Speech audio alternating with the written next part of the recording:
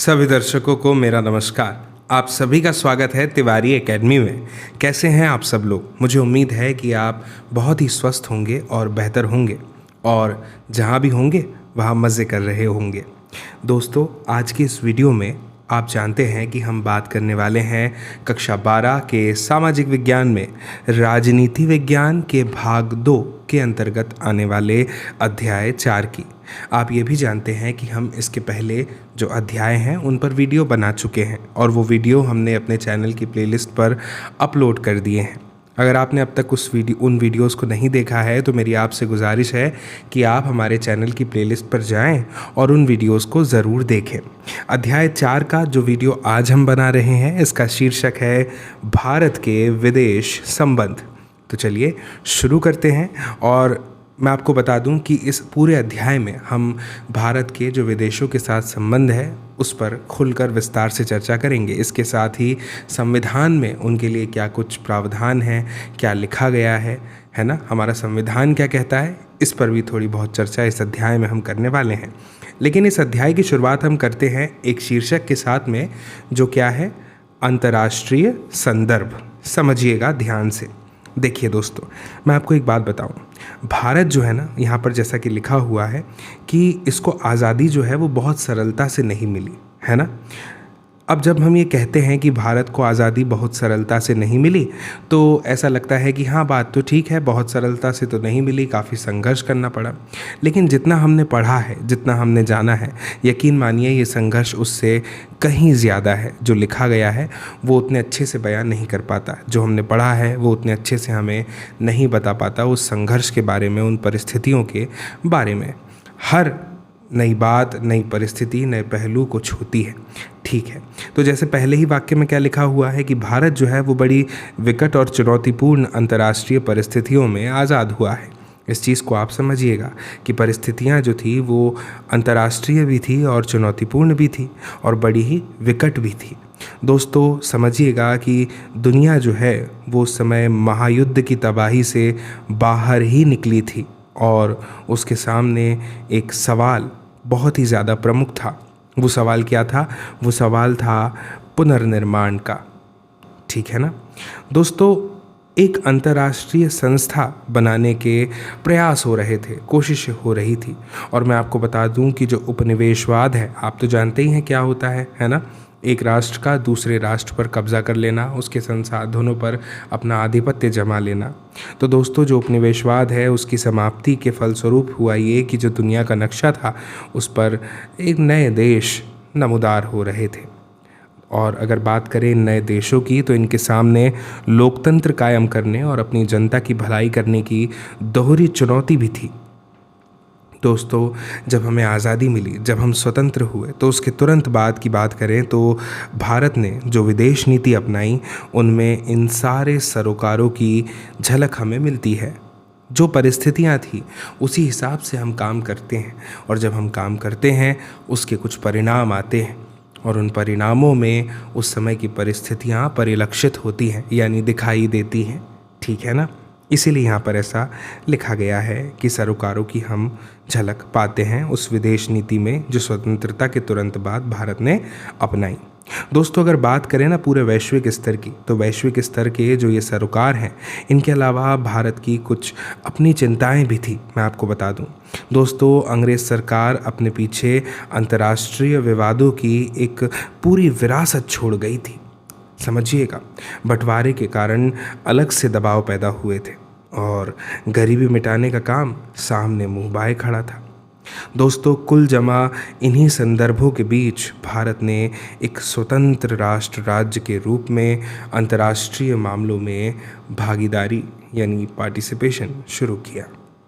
मैं आपको बता दूं दोस्तों कि अगर बात करें एक देश के रूप में भारत की, तो एक राष्ट्र के रूप में भारत का जो जन्म है वो विश्व युद्ध की पृष्ठभूमि में हुआ था।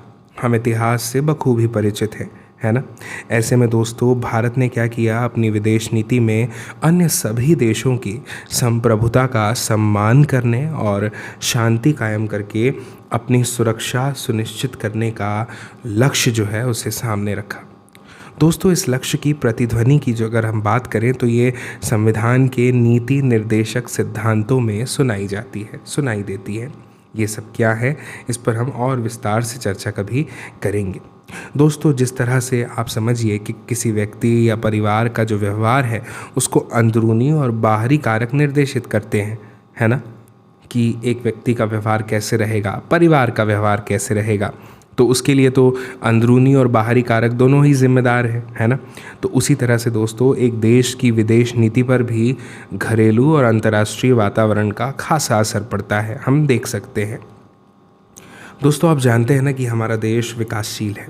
विकासशील देशों के पास अंतर्राष्ट्रीय व्यवस्था के भीतर अपने सरोकारों को पूरा करने के लिए ज़रूरी संसाधनों का होता है अभाव, और इसी के चलते क्या होता है, वो बड़े बड़े देशों की अपेक्षा बड़े सीधे सादे लक्ष्यों को लेकर अपनी विदेश नीति को निर्धारित करते हैं और तय करते हैं।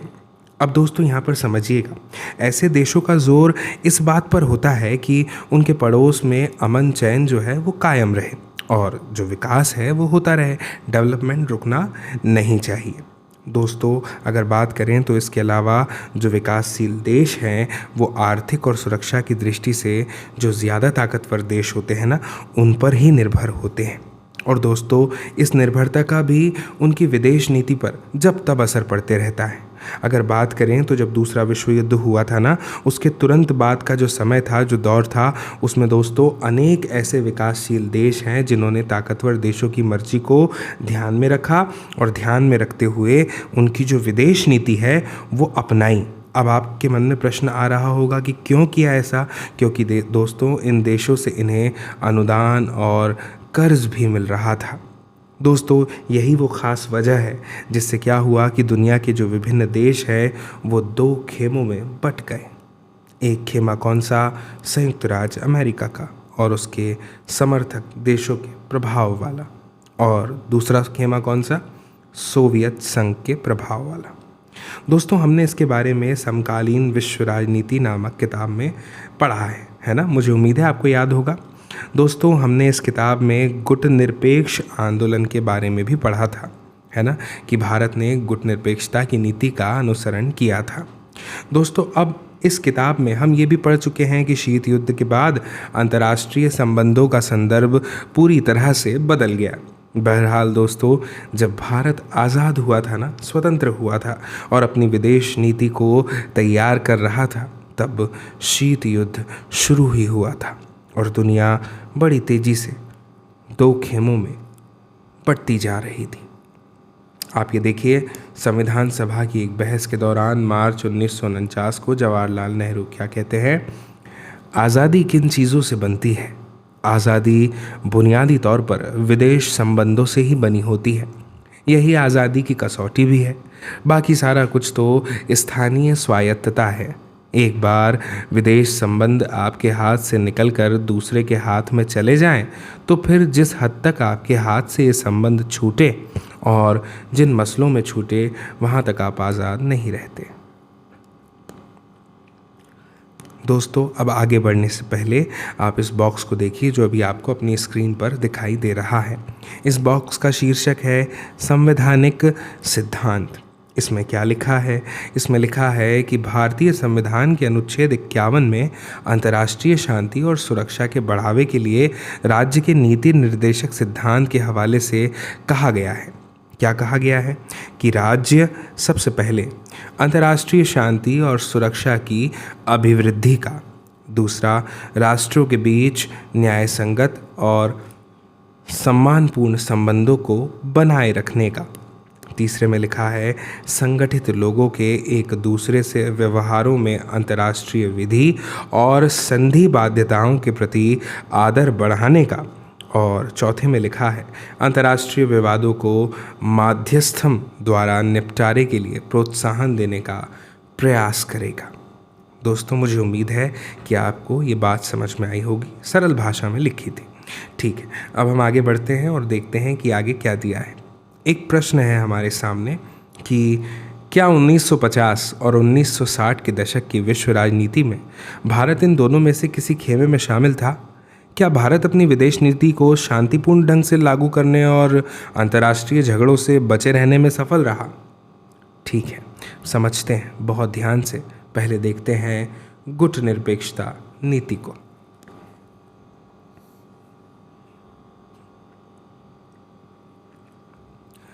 भारतीय राष्ट्रीय आंदोलन अपने आप में दोस्तों कोई एक स्वतंत्र घटना नहीं है, ठीक है ना। समझिएगा इस बात को कि पूरी दुनिया में, पूरे विश्व में उपनिवेशवाद और साम्राज्यवाद के विरुद्ध संघर्ष चल रहे थे, है ना। और क्या हो रहा था? भारतीय राष्ट्रीय आंदोलन भी इसी विश्वव्यापी संघर्ष का एक हिस्सा था, है ना। हमने इसे इतिहास में देखा था। इस आंदोलन का असर दोस्तों एशिया और अफ्रीका के कई मुक्ति आंदोलन पर भी हुआ। आज़ादी मिलने से पहले भी भारत के राष्ट्रवादी जो नेता हैं वो दुनिया के अन्य उपनिवेशों में मुक्ति संग्राम चला रहे नेताओं के संपर्क में थे, कांटेक्ट में थे। और दोस्तों मैं आपको बता दूं कि ये जो सभी नेता थे ना, ये आखिर उपनिवेशवाद और साम्राज्यवाद के विरुद्ध, यानी साम्राज्यवाद और उपनिवेशवाद के खिलाफ एक साथ लड़ाई लड़ रहे थे। दोस्तों नेताजी सुभाष चंद्र बोस, इन्होंने दूसरे विश्व युद्ध के दौरान इंडियन नेशनल आर्मी यानी आईएनए का गठन किया था। इससे साफ साफ क्या जाहिर होता है कि स्वतंत्रता आंदोलन के इस दौरान भारत के जो संबंध है वो विदेशों में रह रहे भारतीयों से बन चुके थे, है ना। ठीक है, और समझिए दोस्तों, किसी राष्ट्र की विदेश नीति से उसके अंदरूनी और बाहरी सरोकारों की झलक मिलती है ना। ये मैंने अभी आपको बताया था। भारत का स्वतंत्रता आंदोलन जो है वो जिन विचारों से प्रेरित है, इंस्पायर्ड है, उनका असर भारत की विदेश नीति पर भी तो पड़ेगा, है ना, और पड़ा। बहरहाल दोस्तों, भारत को जिस वक्त आज़ादी मिली, हासिल हुई, उस समय शीत युद्ध का दौर भी शुरू हो चुका था, है ना। हम समकालीन विश्व राजनीति की किताब के जो पहले अध्याय है उसमें पढ़ चुके हैं कि शीत युद्ध का जो दौर था उसमें दुनिया के देश दो खेमों में बंट रहे थे। एक खेमे का अगुवा संयुक्त राज्य अमेरिका था और दूसरे का सोवियत संघ। दोस्तों दोनों खेमों के बीच विश्व स्तर पर, समझिएगा, विश्व स्तर पर आर्थिक टकराव, राजनीतिक टकराव और सैन्य टकराव जारी था। इस दौर में संयुक्त राष्ट्र संघ भी अस्तित्व में आया। परमाणु हथियारों का निर्माण शुरू हो जाता है। चीन में कम्युनिस्ट शासन की स्थापना होती है। औपनिवेशीकरण की प्रक्रिया भी इसी दौर में आरंभ होती है दोस्तों, शुरू होती है। और मैं आपको बता दूं कि भारत के नेताओं को अपने जो राष्ट्रीय हित हैं वो इसी संदर्भ के दायरे में साधने थे। समझिएगा, देखिए यहाँ कार्टून के तौर पर क्या बताया है। चौथे अध्याय में एक बार फिर से जवाहरलाल नेहरू, क्या वे कोई सुपरमैन थे या उनकी भूमिका महिमा मंडित कर दी गई है? चलिए अब समझते हैं नेहरू की भूमिका को। भारत के पहले प्रधानमंत्री जवाहरलाल नेहरू ने राष्ट्रीय एजेंडा तय करने में एक निर्णायक भूमिका निभाई। वे प्रधानमंत्री के साथ साथ विदेश मंत्री भी थे। प्रधानमंत्री और विदेश मंत्री के रूप में 1946 से 1964 तक उन्होंने भारत की विदेश नीति की रचना और क्रियान्वयन पर गहरा प्रभाव डाला। नेहरू की विदेश नीति के दोस्तों 3 बड़े उद्देश्य थे। कठिन संघर्ष से प्राप्त संप्रभुता को बचाए रखना, दूसरा क्षेत्रीय अखंडता को बनाए रखना और तेज रफ्तार से आर्थिक विकास करना। दोस्तों नेहरू इन उद्देश्यों को गुट निरपेक्षता की नीति अपनाकर हासिल करना चाहते थे। और उन दिनों देश में कुछ पार्टियां और समूह ऐसे भी थे जिनका ये मानना था कि भारत को दोस्तों अमेरिकी खेमे के साथ ज़्यादा नज़दीकी बढ़ानी चाहिए। इसके पीछे की वजह क्या थी आप ज़रूर जानना चाहेंगे, है ना। तो इसके पीछे की वजह थी दोस्तों, इस खेमे की प्रतिष्ठा लोकतंत्र के हिमायती के रूप में थी। दोस्तों इस धारा पर सोचने वालों में किनका नाम आता है पता है आपको? डॉक्टर भीमराव अंबेडकर का भी इसमें नाम आता है। समझिएगा, साम्यवाद की विरोधी कुछ राजनीतिक पार्टियां भी चाहती थी कि भारत अपनी विदेश नीति अमेरिका के पक्ष में बनाए। दोस्तों ऐसे दलों में भारतीय जनसंघ और स्वतंत्रता पार्टी प्रमुख थे। लेकिन दोस्तों विदेश नीति को तैयार करने के मामले में नेहरू को खासी बढ़त हासिल थी। अब समझिए, एक तरफ चाह रहे थे कि हम अमेरिका के उसमें प्रभाव में आए और उसके हिसाब से वो बनाए, है ना। लेकिन समझिए, दो खेमों से दूरी। आज़ाद भारत की विदेश नीति में शांतिपूर्ण विश्व का सपना था और इसके लिए भारत ने जिस नीति का पालन किया, अनुसरण किया, वो थी गुटनिरपेक्षता की नीति। दोस्तों, भारत ने इसके लिए शीत युद्ध से उपजे तनाव को कम करने की कोशिश की और संयुक्त राष्ट्र संघ के शांति अभियानों को में अपनी सेना भेजी। अब यहाँ पर हम चाहें तो पूछ सकते हैं क्या कि शीत युद्ध के समय क्या भारत किसी खेमे में शामिल नहीं हुआ, तो उसका क्या कारण है, क्यों नहीं हुआ। अब दोस्तों, भारत जो है वो अमेरिका और सोवियत संघ की अगुवाई करने वाले सैन्य गठबंधनों से अपने को रखना चाहता था दूर, ठीक है ना। और समकालीन विश्व राजनीति की किताब में दोस्तों हमने क्या पढ़ा है कि शीत युद्ध के समय अमेरिका ने उत्तर अटलांटिक संधि, जिसको कि हम किस नाम से जानते हैं, नाटो, है ना, और सोवियत संघ जो है उसने क्या किया, वार्सा पैक्ट नामक संधि संगठन बनाया इसके जवाब में। दोस्तों, आदर्श किसे माना गया भारत में, गुटनिरपेक्षता की नीति को। और मैं आपको एक बात बता दूं कि ये बहुत ही कठिन प्रयास था संतुलन को साधने का। कभी कभी दोस्तों संतुलन जो है ना वो बहुत कुछ नहीं भी सध पाता था। 1956 के समय की बात करें दोस्तों, तो जब ब्रिटेन ने स्वेज कैनाल या स्वेज नहर के मामले को लेकर मिस्र पर आक्रमण किया, तो भारत ने इस नव औपनिवेशिक हमले के विरुद्ध विश्वव्यापी विरोध की अगुवाई की। और दोस्तों मैं आपको बता दूं कि ये वही साल था जब हंगरी पर आक्रमण किया था सोवियत संघ ने। लेकिन भारत ने सोवियत संघ के इस कदम की सार्वजनिक निंदा नहीं की और ऐसी स्थिति के बावजूद भी कमोबेश भारत ने अंतर्राष्ट्रीय मामलों पर स्वतंत्र रवैये को अपनाया। उसे दोनों खेमों के देशों ने सहायता और अनुदान दिए। दोस्तों, भारत अभी बाकी विकासशील देशों को गुटनिरपेक्षता की नीति के बारे में आश्वस्त करने में लगा था कि पाकिस्तान अमेरिकी नेतृत्व वाले सैन्य गठबंधन में शामिल हो गया। और इस वजह से क्या हुआ, 1950 के दशक में भारत अमेरिकी संबंधों में खटास पैदा हो गई। दोस्तों, अमेरिका सोवियत संघ से भारत की बढ़ती हुई दोस्ती को लेकर भी नाराज़ था। हमने पिछले अध्याय में पढ़ा था ना कि भारत ने नियोजित विकास की रणनीति अपनाई थी। इस नीति में जोर आयात को कम करने पर था। इसमें संसाधन आधार तैयार करने पर जोर दिया गया। इसका परिणाम क्या हुआ, निर्यात के मामले में भी प्रगति जो है वो बड़ी ही सीमित थी। विकास की इस रणनीति के कारण बाहरी दुनिया से भारत का आर्थिक लेन देन बड़ा ही सीमित था। KPS मेनन को एक पत्र में नेहरू जी लिखते हैं, जनवरी 1947 की बात है, आमतौर पर हमारी नीति ताकत की राजनीति से अपने को अलग रखने और महाशक्तियों के एक खेमे के विरुद्ध दूसरे खेमे में शामिल न होने की है। आज दो अग्रणी खेमे रूस और अमेरिका ब्रिटेन के हैं। हमें दोनों के साथ दोस्ताना संबंध रखना है, साथ ही उनके खेमे में शामिल भी नहीं होना है। रूस और अमेरिका एक दूसरे को लेकर बहुत शंकित हैं और अन्य देशों पर भी शक करते हैं। इस कारण हमारा रास्ता कठिन है और दोनों हम पर शक कर सकते हैं कि हम उनके विरोधी खेमे की तरफ झुक रहे हैं। इससे बचा नहीं जा सकता। मुझे उम्मीद है कि आपको ये बात समझ में आई होगी दोस्तों। ठीक है, अब हम समझते हैं एफ्रो एशियाई एकता को। दोस्तों, भारत के आकार, अवस्थिति जहाँ पर वो स्थित है, जो भारत का आकार है। जब मैं कहता हूँ भारत का आकार तो आपके मन में, आपके जहन में भारत का वो नक्शा तो आता ही होगा, है ना। तो भारत के आकार, उसकी अवस्थिति और जो शक्ति संभावना है उसको भापा किसने, नेहरू ने। और भाप कर क्या किया, विश्व के जो मामले थे, खास करके आप समझिए कि जो एशियाई मामले हैं, इसमें भारत के लिए एक बड़ी भूमिका निभाने का स्वप्न देखा था।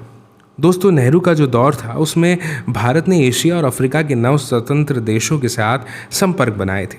1940 और 50 की बात करें तो इसके दशकों में नेहरू बड़े मुखर स्वर में एशियाई एकता की पैरोकारी करते रहे और मैं आपको बता दूं कि नेहरू की अगुवाई में भारत ने 1947 के मार्च में ही एशियाई संबंध सम्मेलन यानी एशियन रिलेशंस कॉन्फ्रेंस का आयोजन कर डाला था, जबकि अभी भारत को आज़ादी मिलने में 5 महीने बाकी थे।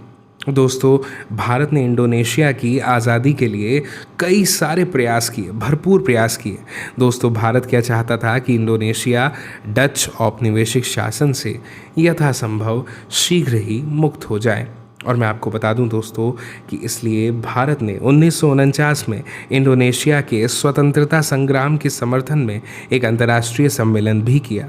मैं आपको बता दूं कि भारत औपनिवेशीकरण की प्रक्रिया का प्रबल समर्थक था और उसने पूरी दृढ़ता से नस्लवाद का, खासकर दक्षिण अफ्रीका में जारी रंगभेद का विरोध किया। अब समझिए कि इंडोनेशिया के एक शहर बांडुंग में एफ्रो एशियाई सम्मेलन 1955 में हुआ। आमतौर पर हम इसे भारत के बढ़ते संपर्क का यह चरण बिंदु था दोस्तों, बांडुंग सम्मेलन के नाम से जानते हैं, सॉरी। और अफ्रीका और एशिया के नव स्वतंत्र देशों के साथ भारत के बढ़ते संपर्क का यह एक चरम बिंदु था। दोस्तों, बांडुंग सम्मेलन में ही गुटनिरपेक्ष आंदोलन की नींव पड़ी। गुटनिरपेक्ष आंदोलन का पहला सम्मेलन 1961 के सितंबर में बेलग्रेड में हुआ। गुटनिरपेक्ष आंदोलन की स्थापना में नेहरू की महती भूमिका रही थी, है ना? ठीक है, अब समझिए। अच्छा, ये देखिए कार्टून में क्या लिखा है। हम लोग आज की बनिस्बत जब ज़्यादा गरीब, कमज़ोर और नए थे तो शायद दुनिया में हमारी पहचान कहीं ज़्यादा थी। ये है ना विचित्र बात? ठीक है, अब पढ़ते हैं चीन के साथ शांति और संघर्ष। लेकिन उससे पहले ये पढ़िए सी राजगोपालाचारी एडविना माउंटबेटन को एक पत्र में 1950 में क्या लिखा है। ताकत के तीनों साधनों संपदा, धन और जन से हीन एक देश अब बड़ी तेजी से सभ्य जगत में एक नैतिक ताकत के रूप में पहचान हासिल कर रहा है। उसकी आवाज़ को दिग्गज देशों की जमात में बड़ी इज्जत के साथ सुना जाता है। चीन के साथ शांति और संघर्ष समझिएगा दोस्तों। पाकिस्तान, इसके साथ जो संबंध है वो विपरीत थे और इसके बावजूद आज़ाद भारत ने चीन के साथ अपने रिश्तों की शुरुआत बड़े दोस्ताना ढंग से की। दोस्तों, चीनी क्रांति 1949 में हुई थी और इस क्रांति के बाद क्या हुआ? भारत चीन की कम्युनिस्ट सरकार को मान्यता देने वाले पहले देशों में से एक था। दोस्तों, पश्चिमी प्रभुत्व के चुंगल से निकलने वाले इस देश को लेकर नेहरू के हृदय में गहरे भाव थे और उन्होंने अंतर्राष्ट्रीय फलक पर इस सरकार की मदद की। दोस्तों, नेहरू के कुछ सहयोगियों मसलन सरदार वल्लभ भाई पटेल को आशंका क्या थी कि आगामी दिनों में चीन भारत पर चढ़ाई कर सकता है। लेकिन नेहरू सोच रहे थे कि भारत पर चीन के आक्रमण की संभावना दूर दूर तक नहीं है। बहुत दिनों से भारत की चीन से लगती सीमा पर सेना के बजाय अर्धसैनिक बल रखवाली कर रहे थे। शांतिपूर्ण सह अस्तित्व के 5 सिद्धांतों यानी पंचशील की घोषणा भारत के प्रधानमंत्री नेहरू और चीन के प्रमुख चाउ एन लाई ने संयुक्त रूप से 29 अप्रैल 1954 में की थी। दोनों देशों के बीच मजबूत संबंध की दिशा में यह एक अगला कदम था। भारत और चीन के नेता एक दूसरे के देश का दौरा भी करते थे और उनके स्वागत में बड़ी भीड़ जुटती थी। फिर एक दौर आया चीन के आक्रमण का 1962 में। दोस्तों, चीन के साथ भारत के इस दोस्ताना रिश्ते में 2 कारणों से खटास आ गई। चीन ने 1950 में तिब्बत पर कब्जा कर लिया। इससे भारत और चीन के बीच ऐतिहासिक रूप से जो एक मध्यवर्ती राज बना चला आ रहा था वह खत्म हो गया। शुरू में दोस्तों ऐसा हुआ कि भारत सरकार ने क्या किया, समझिए। चीन के इस कदम का खुले तौर पर विरोध नहीं किया। बहरहाल तिब्बत की संस्कृति को कुचलने की खबरें जैसे जैसे सामने आने लगी वैसे वैसे दोस्तों भारत की बेचैनी भी बढ़ी। तिब्बत के धार्मिक नेता दलाई लामा ने भारत से राजनीतिक शरण मांगी और 1959 में भारत ने उन्हें शरण दे दी। चीन ने आरोप लगाया कि भारत सरकार अंदरूनी तौर पर चीन विरोधी गतिविधियों को हवा दे रही है। इससे दोस्तों कुछ दिनों पहले की बात है कि भारत और चीन के बीच एक सीमा विवाद भी उठ खड़ा हुआ था। अब भारत का क्या दावा था कि चीन के साथ सीमा रेखा का मामला अंग्रेजी शासन के समय ही सुलझाया जा चुका है, लेकिन चीन की सरकार का कहना था कि अंग्रेजी शासन के समय का फैसला नहीं माना जा सकता। मुख्य विवाद चीन से लगी लंबी सीमा रेखा के पश्चिमी और पूर्वी छोर के बारे में था। चीन ने भारतीय भूक्षेत्र में पड़ने वाले दो इलाकों, जम्मू कश्मीर के लद्दाख वाले हिस्से के अक्साई चीन और अरुणाचल प्रदेश के अधिकांश हिस्सों पर अपना अधिकार जताया। दोस्तों, अरुणाचल प्रदेश को उस समय नेफा या उत्तर पूर्वी सीमांत कहा जाता था। 1957 से 1959 के बीच चीन ने अक्साई चीन इलाके पर कब्जा कर लिया और इस इलाके में उसने रणनीतिक बढ़त हासिल करने के लिए एक सड़क बनाई। दोस्तों, दोनों देशों के शीर्ष नेताओं के बीच लंबी लंबी चर्चाएं और बातचीत चली, लेकिन इसके बावजूद मतभेद को सुलझाया नहीं जा सका। दोनों देशों की सेनाओं के बीच सीमा पर कई बार झड़प हुई। दोस्तों, समकालीन विश्व राजनीति के पहले अध्याय में क्यूबा के मिसाइल संकट की चर्चा की गई थी। हमें इस घटना के बारे में याद है ना? जिस समय दोस्तों पूरे विश्व का ध्यान दो महाशक्तियों की तनातनी से पैदा इस संकट की तरफ लगा हुआ था, ठीक उसी समय चीन ने 1962 के अक्टूबर में दोनों विवादित क्षेत्रों पर बड़ी तेज़ी और व्यापक स्तर पर हमला किया। पहला हमला एक हफ्ते तक चला और इसी दौरान चीनी सेना ने अरुणाचल प्रदेश के कुछ महत्वपूर्ण इलाकों पर कब्जा कर लिया। हमले का अगला दौर नवंबर महीने में शुरू हुआ। लद्दाख से लगे पश्चिम मोर्चे पर भारतीय सेना ने चीन की बढ़त रोकी। पूर्व में चीनी सेना आगे बढ़ते हुए असम के मैदानी हिस्से के प्रवेश द्वार तक पहुंच गई। आखिरकार चीन ने एक तरफा युद्ध विराम घोषित किया और चीन की सेनाएं उस मुकाम पर लौट गई जहां वे हमले से पहले के वक्त में तैनात थी। दोस्तों, चीन युद्ध से भारत की छवि को देश और विदेश दोनों ही जगह धक्का लगा। इस संकट से उबरने के लिए भारत को अमेरिका और ब्रिटेन दोनों से सैन्य मदद की गुहार लगानी पड़ी। सोवियत संघ इस संकट की घड़ी में तटस्थ बना रहा।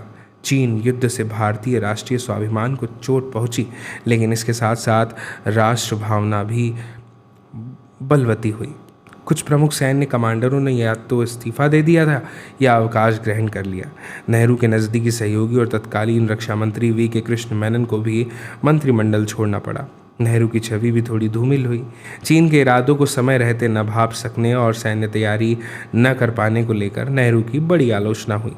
पहली बार उनकी सरकार के खिलाफ अविश्वास प्रस्ताव लाया गया और लोकसभा में इस पर बहस हुई। इसके तुरंत बाद कांग्रेस ने कुछ महत्वपूर्ण उपचुनाव में पटकनी भी खाई।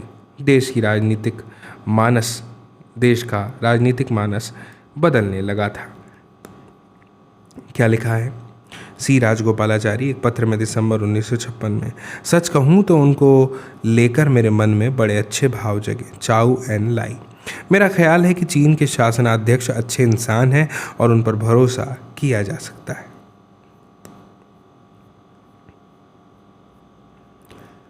ये देखिए क्या दिया है, तिब्बत। दोस्तों, यह मध्य एशिया का एक मशहूर पठार है। ऐतिहासिक रूप से अगर देखें तो तिब्बत भारत और चीन के बीच विवाद का एक बड़ा मसला रहा है। समझिएगा दोस्तों, अतीत के समय पर चीन ने तिब्बत पर अपना प्रशासनिक नियंत्रण जताया और कई दफ़ा तिब्बत आज़ाद भी हुआ। 1950 में चीन ने तिब्बत पर नियंत्रण कर लिया। तिब्बत के ज़्यादातर लोगों ने चीनी कब्जे का विरोध किया। 1954 में जब भारत और चीन के बीच पंचशील समझौते पर हस्ताक्षर हुए तो इसके प्रावधानों में एक बात यह भी शामिल थी कि दोनों देश एक दूसरे की क्षेत्रीय संप्रभुता का सम्मान करेंगे। दोस्तों, चीन ने इस प्रावधान का अर्थ क्या लगाया कि भारत तिब्बत पर चीनी दावेदारी की बात को स्वीकार कर रहा है। 1956 में चीनी शासनाध्यक्ष चाउ एन लाई भारत के आधिकारिक दौरे पर आए तो साथ ही साथ तिब्बत के धार्मिक नेता दलाई लामा भी भारत पहुंचे। उन्होंने तिब्बत की बिगड़ती स्थिति की जानकारी नेहरू को दी। चीन आश्वासन दे चुका था कि तिब्बत को चीन के अन्य इलाकों से कहीं ज़्यादा स्वायत्तता दी जाएगी। 1958 में दोस्तों चीनी आधिपत्य के विरुद्ध तिब्बत में सशस्त्र विद्रोह हुआ। इस विद्रोह को चीन की सेनाओं ने दबा दिया। स्थिति बिगड़ती देखकर तिब्बत के पारंपरिक नेता दलाई लामा ने सीमा पार कर भारत में प्रवेश किया और 1959 में भारत से शरण मांगी। दोस्तों, भारत ने दलाई लामा को शरण दे दी। चीन ने भारत के इस कदम का कड़ा विरोध किया। पिछले 50 वर्षों में बड़ी संख्या में तिब्बती जनता ने भारत और दुनिया के अन्य देशों में शरण ली है। भारत में खासकर दिल्ली में तिब्बती शरणार्थियों की बड़ी बड़ी बस्तियां हैं। दोस्तों, हिमाचल प्रदेश के धर्मशाला में संभवतया तिब्बती शरणार्थियों की सबसे बड़ी बस्ती है। दलाई लामा ने भी भारत में धर्मशाला को ही अपना निवास स्थान बनाया है। 1950 और 1960 के दशक में भारत के अनेक राजनीतिक दल और राजनेताओं ने तिब्बत की आज़ादी के प्रति अपना समर्थन जताया। इन दलों में सोशलिस्ट पार्टी और जनसंघ शामिल है। चीन ने स्वायत्त तिब्बत क्षेत्र बनाया है और इस इलाके को वह चीन का अभिन्न अंग मानता है। तिब्बती जनता चीन के इस दावे को नहीं मानती कि तिब्बत चीन का अभिन्न अंग है। ज़्यादा से ज़्यादा संख्या में चीनी बाशिंदों को तिब्बत लाकर वहां बसाने की चीन की नीति का तिब्बती जनता ने विरोध किया। दोस्तों, तिब्बती चीन के इस दावे को भी नकारते हैं कि तिब्बत को स्वायत्तता दी गई है। वे तो ये मानते हैं कि तिब्बत की पारंपरिक संस्कृति और धर्म को नष्ट करके चीन वहाँ साम्यवाद फैलाना चाहता है। दोस्तों, ये है वो भारतीय चीन सीमा। चीन के साथ 1960 में सीमा विवाद उठा। नेहरू और माओ त्से तुंग के बीच बातचीत व्यर्थ साबित हुई।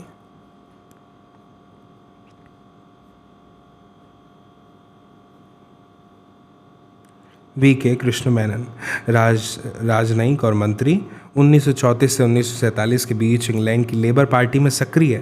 इंग्लैंड में भारतीय उच्चायुक्त एवं बाद में संयुक्त राष्ट्र में भारतीय प्रतिनिधि मंडल के मुखिया, राज्यसभा के सांसद और बाद में लोकसभा सांसद। 1956 से संघ कैबिनेट के सदस्य, 1957 से रक्षा मंत्री और 1962 में भारत चीन युद्ध के बाद इस्तीफा। अब समझिए कुछ आगे की 1962 के बाद भारत चीन संबंध। भारत और चीन के बीच संबंधों को सामान्य होने में करीब 10 साल लग गए। 1976 में दोनों देशों के बीच पूर्ण राजनयिक संबंध बहाल हो सके। शीर्ष नेता के तौर पर पहली बार अटल बिहारी वाजपेयी, वे तब विदेश मंत्री थे, 1979 में चीन के दौरे पर गए। बाद में नेहरू के बाद राजीव गांधी बतौर प्रधानमंत्री चीन के दौरे पर गए। इसके बाद से चीन के साथ भारत के संबंधों में ज़्यादा और व्यापारिक मसलों पर रहा है। समकालीन विश्व राजनीति की किताब में हम इन बातों को पढ़ चुके हैं। यहाँ लिखा है हकीकत। दोस्तों, इस फिल्म की पृष्ठभूमि में 1962 के चीनी आक्रमण को दर्शाया गया है।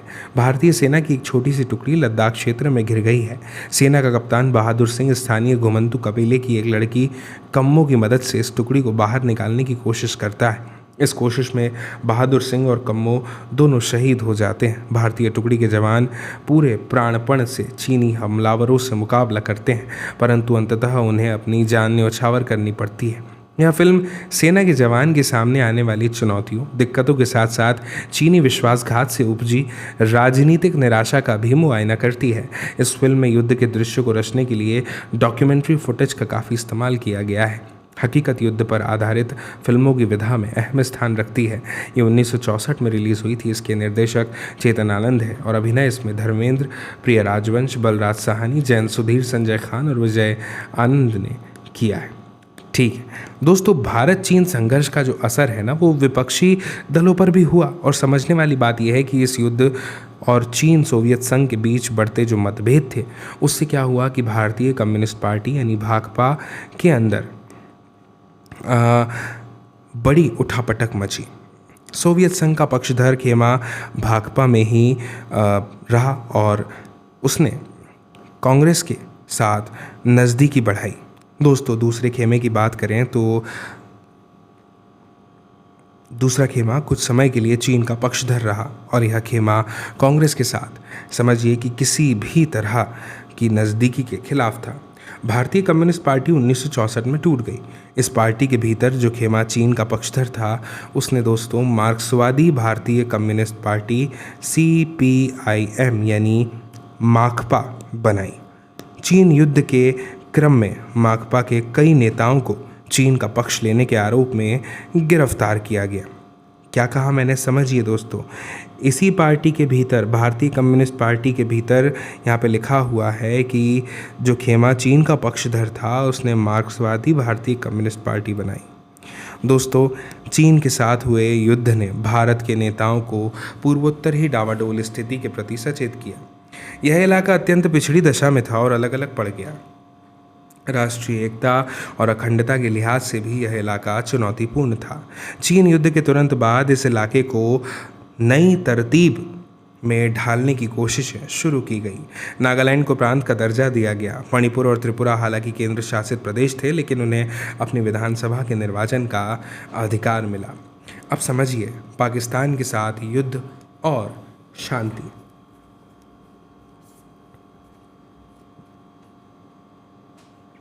दोस्तों, कश्मीर मसले को लेकर पाकिस्तान के साथ बंटवारा हुआ और उसके तुरंत बाद ही संघर्ष छिड़ गया था। दोस्तों, हम इस विवाद के बारे में 8वें अध्याय में और विस्तार से पढ़ सकते हैं। 1947 में ही दोस्तों कश्मीर में भारत और पाकिस्तान की सेनाओं के बीच एक छाया युद्ध छिड़ गया था। बहरहाल यह संघर्ष पूर्वव्यापी युद्ध का रूप न ले सका। ये मसला फिर संयुक्त राष्ट्र संघ के हवाले कर दिया गया।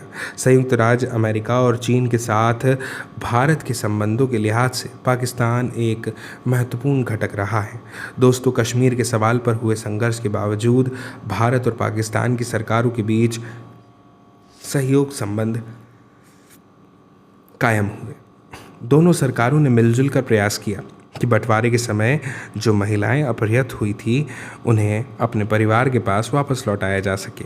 विश्व बैंक की मध्यस्थता से नदी जल में हिस्सेदारी को लेकर चला आ रहा एक लंबा विवाद सुलझा लिया गया। नेहरू और जनरल अयूब खान ने सिंधु नदी जल संधि पर 1960 में हस्ताक्षर किए। भारत पाक संबंधों में नरमी गर्मी के बावजूद इस संधि पर ठीक ठाक अमल होता रहा। दोनों देशों के बीच 1965 में कहीं ज़्यादा गंभीर किस्म के सैन्य संघर्ष की शुरुआत हुई। हम अगले अध्याय में ये जानेंगे कि इस वक्त लाल बहादुर शास्त्री प्रधानमंत्री थे भारत के। 1965 के अप्रैल में पाकिस्तान ने गुजरात के कच्छ इलाके के रन में सैनिक हमला बोल दिया। इसके बाद जम्मू कश्मीर में उसने अगस्त से सितंबर के महीने में बड़े पैमाने पर हमला किया। पाकिस्तान के नेताओं को उम्मीद क्या थी कि जम्मू कश्मीर की जनता उनका समर्थन करेगी, लेकिन ऐसा नहीं हुआ। कश्मीर के मोर्चे पर पाकिस्तानी सेना की बढ़त को रोकने के लिए दोस्तों प्रधानमंत्री लाल बहादुर शास्त्री ने पंजाब की सीमा की तरफ से जवाबी हमला करने के आदेश दिए। दोनों देशों की सेनाओं के बीच घनघोर लड़ाई हुई और भारत की सेना आगे बढ़ते हुए लाहौर के नज़दीक तक पहुंच गई। संयुक्त राष्ट्र संघ के हस्तक्षेप से इस लड़ाई को अंत हुआ। बाद में भारतीय प्रधानमंत्री लाल बहादुर शास्त्री और पाकिस्तान के जनरल अयूब खान के बीच 1966 में ताशकंद समझौता हुआ। सोवियत संघ ने इससे मध्यस्थ की भूमिका निभाई। हालांकि 1965 की लड़ाई में भारत ने पाकिस्तान को बहुत ज़्यादा सैन्य क्षति पहुंचाई, लेकिन इस युद्ध से भारत की कठिन आर्थिक स्थिति पर और ज़्यादा बोझ पड़ा। हम ऐसा क्यों कहते हैं कि भारत और पाकिस्तान के बीच युद्ध हुआ? नेता झगड़े और सेनाओं के बीच युद्ध हुआ। ज़्यादातर आम नागरिकों को इनसे कुछ लेना देना न था। दोस्तों, 1970 में पाकिस्तान के सामने एक गहरा अंदरूनी संकट आ खड़ा हुआ। समझिएगा, पाकिस्तान के पहले आम चुनाव में खंडित जनादेश आया। जुल्फ़िकार अली भुट्टो की पार्टी पश्चिमी पाकिस्तान में विजयी रही, जबकि मुजीबुर रहमान की पार्टी अवामी लीग ने पूर्वी पाकिस्तान में ज़ोरदार कामयाबी हासिल की। पश्चिमी पाकिस्तान के नेताओं के हाथ अपने साथ हुए दोयम दर्जे के नागरिक के बर्ताव के विरोध में पूर्वी पाकिस्तान की बंगाली जनता ने इस पार्टी को वोट दिया था। दोस्तों, पाकिस्तान के शासक इस जनादेश को स्वीकार नहीं कर पा रहे थे। अवामी लीग एक परिसंघ बनाने की मांग कर रही थी, लेकिन वे इस मांग को भी स्वीकार करने के लिए तैयार नहीं थे। देखिए, our troops on outskirts of Lahore.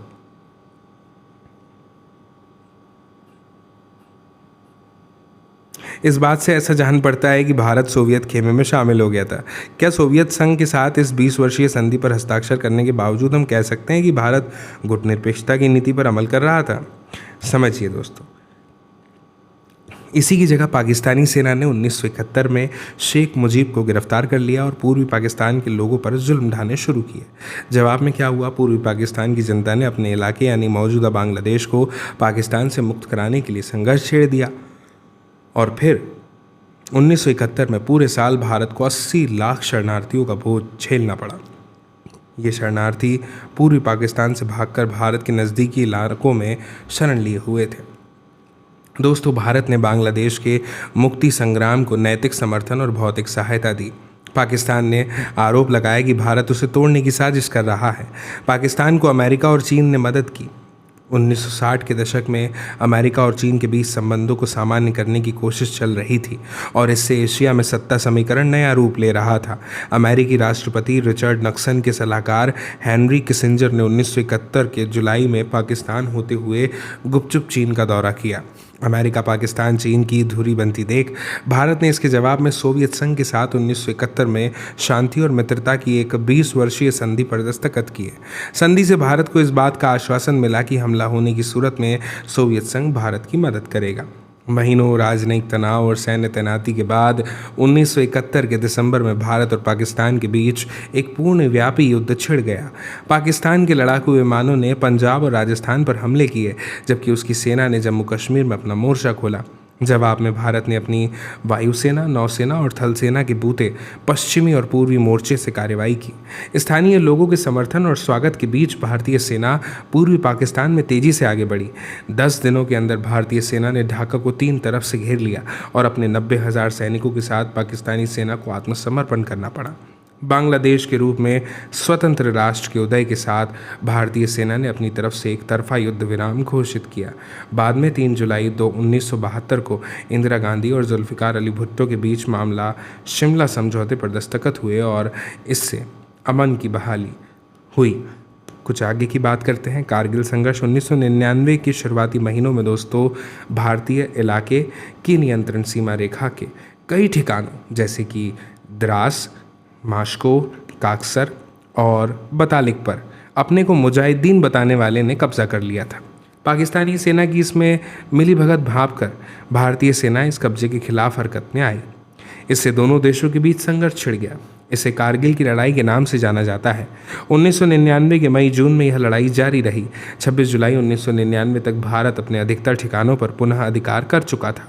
Kargil की लड़ाई ने पूरे विश्व का ध्यान खींचा था, क्योंकि इससे ठीक 1 साल पहले दोनों देश परमाणु हथियार बनाने की अपनी क्षमता का प्रदर्शन कर चुके थे। बहरहाल यह लड़ाई सिर्फ कारगिल के इलाके तक ही सीमित रही। पाकिस्तान में इस लड़ाई को लेकर बहुत विवाद मचा। कहा गया कि सेना के प्रमुख ने प्रधानमंत्री को इस मामले में अंधेरे में रखा था।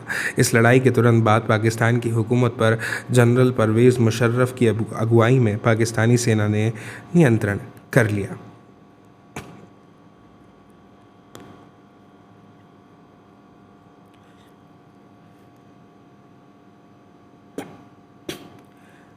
समझिएगा दोस्तों, युद्ध में इस निर्णायक जीत से देश में उत्साह की लहर दौड़ गई थी।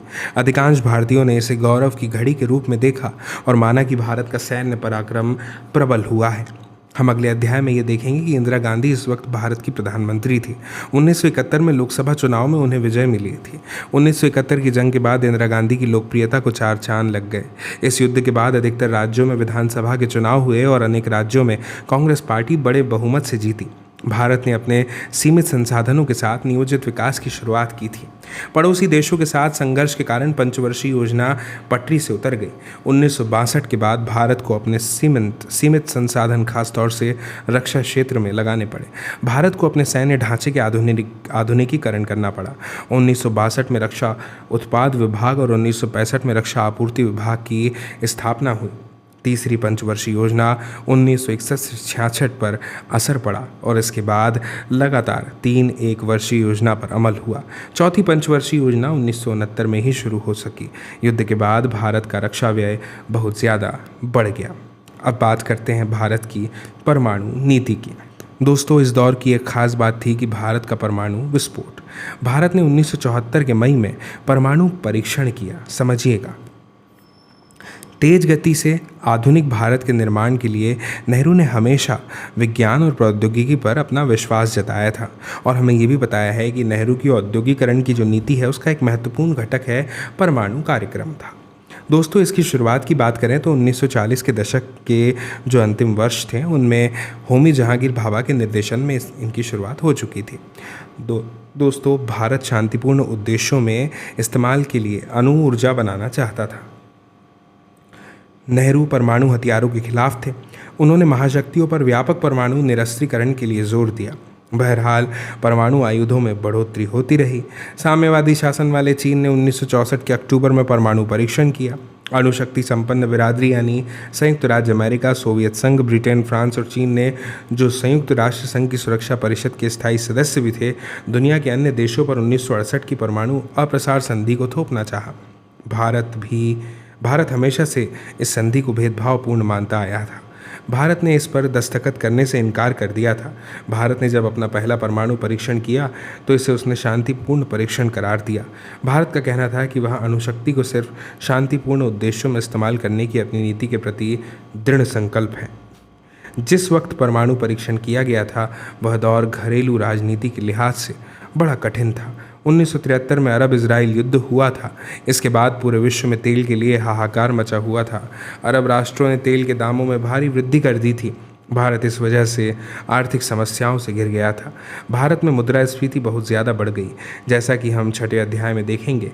इस वक्त देश में कई आंदोलन चल रहे थे और इसी समय देशव्यापी रेल हड़ताल भी हुई थी।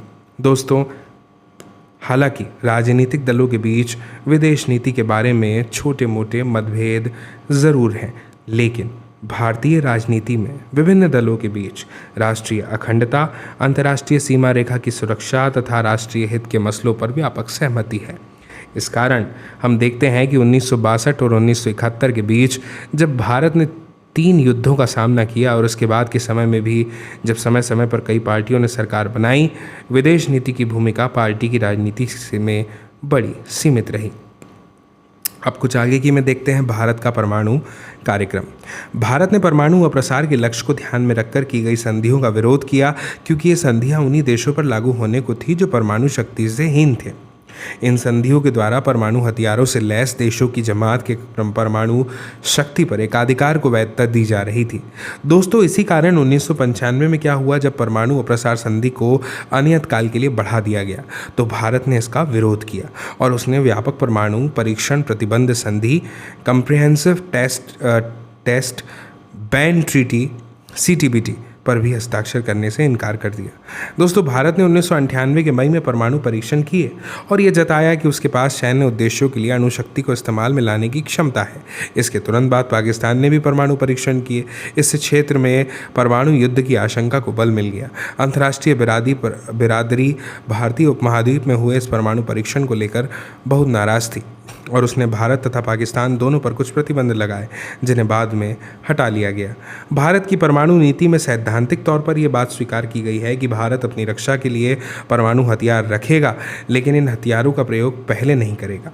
भारत की परमाणु नीति में यह बात दोहराई गई है कि भारत वैश्विक स्तर पर लागू और भेदभावहीन परमाणु निशस्त्रीकरण के प्रति वचनबद्ध है, ताकि परमाणु हथियारों से मुक्त विश्व की रचना हो।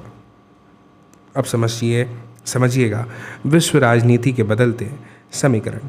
दोस्तों, जैसा कि हम इस किताब के 6ठे और 9वें अध्याय में देखेंगे, 1977 के बाद के दौर में कई गैर कांग्रेसी सरकारें बनी। इस दौर में विश्व राजनीति में भी नाटकीय बदलाव आ रहे थे, है ना, और इनका भारत के विदेशी संबंधों पर क्या असर पड़ा ये भी जानेंगे। 1977 में जनता पार्टी की सरकार बनी थी। इस सरकार ने घोषणा की कि सच्ची गुटनिरपेक्ष नीति का पालन किया जाएगा। इसका आशय यह था कि विदेश नीति में सोवियत संघ के प्रति आए झुकाव को खत्म किया जाएगा। इसके बाद की सभी सरकारों ने कांग्रेसी या गैर कांग्रेसी चीन के साथ बेहतर संबंध बनाने और अमेरिका के साथ नज़दीकी रिश्ते बनाने की पहल की। भारतीय राजनीति में और आमतौर पर चलने वाली बहसों में भी भारत की विदेश नीति को विशेष तौर पर 2 संदर्भों में देखा जाता है। एक तो पाकिस्तान को लेकर भारत के रुख के संदर्भ में और दूसरे भारत अमेरिका संबंधों के संदर्भ में। 1990 के बाद के दौर में अमेरिका समर्थक विदेशी नीति अपनाने के लिए शासक दलों की आलोचना हुई है। दोस्तों, विदेश नीति हमेशा राष्ट्रीय हितों को ध्यान में रखकर बनाई जाती है। रूस लगातार भारत का एक महत्वपूर्ण मित्र बना हुआ है, लेकिन 1990 के बाद से रूस का अंतर्राष्ट्रीय महत्व कम हुआ है। इसी कारण भारत की विदेश नीति में अमेरिका समर्थक रणनीतियाँ अपनाई गई। इसके अलावा मौजूद अंतर्राष्ट्रीय परिवेश में सैन्य हितों के बजाय आर्थिक हितों का जोर ज़्यादा है। इसका भी असर भारत की विदेश नीति में अपनाए गए विकल्पों पर पड़ा है। इसके साथ ही साथ दोस्तों, इस अवधि में भारत पाकिस्तान संबंधों में भी कई नई बातें जुड़ी। कश्मीर दोनों देशों के बीच मुख्य मसले के तौर पर कायम है। लेकिन संबंधों को सामान्य बनाने के लिए दोनों देशों ने कई प्रयास किए हैं। सांस्कृतिक आदान प्रदान, नागरिकों की एक दूसरे के देश में आवाजाही और पारस्परिक आर्थिक सहयोग को दोस्तों दोनों देशों ने बढ़ावा दिया। क्या आप जानते हैं कि भारत और पाकिस्तान के बीच रेल और बस सेवा की शुरुआत की गई है? यह हाल के समय की सबसे बड़ी उपलब्धि है। बहरहाल इन सारे प्रयासों के बावजूद 1999 में भारत और पाकिस्तान के बीच युद्ध की स्थिति पैदा हो गई थी। ऐसे माहौल में शांति प्रयासों को धक्का लगा, लेकिन स्थायी तौर पर अमन कायम करने के लिए प्रयास जारी है।